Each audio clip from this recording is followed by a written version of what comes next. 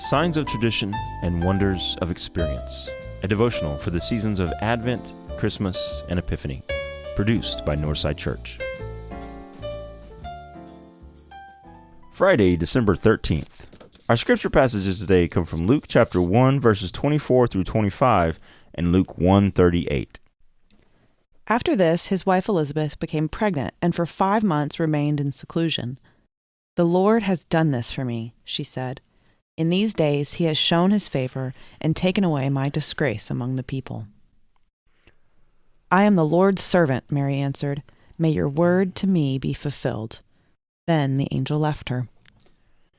It's easy to imagine Elizabeth and Mary hearing the story of Shiphrah and Puah as they were growing up, perhaps even during a season of celebrating Moses' birth. These two midwives were no doubt celebrated as heroes of their tradition and exemplars of the faith, much like Elizabeth and Mary are for us today.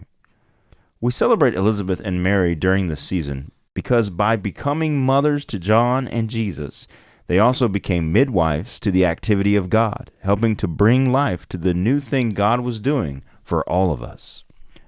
All four of these women stand in stark contrast to Pharaoh and Herod, acting out of faith rather than out of fear, and responding to the new thing God is doing as something awesome and not awful.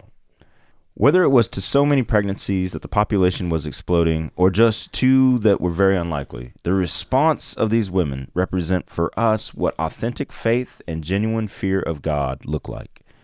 These models of faithfulness stand out in our tradition because of the potential cost each of these women are willing to bear.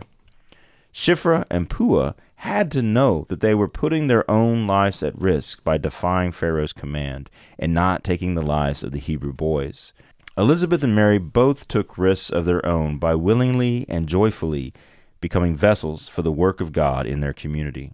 Sometimes this is exactly what a new experience of God requires from the faithful. But let us also not forget that faithfulness also comes with the blessings of God. Like Shiphrah and Puah, Elizabeth and Mary received families of their own. And in a very real sense, so do we when we become part of the church, those called to be faithful in the midst of the world around us. What new experience of God are you being called to help bring to life?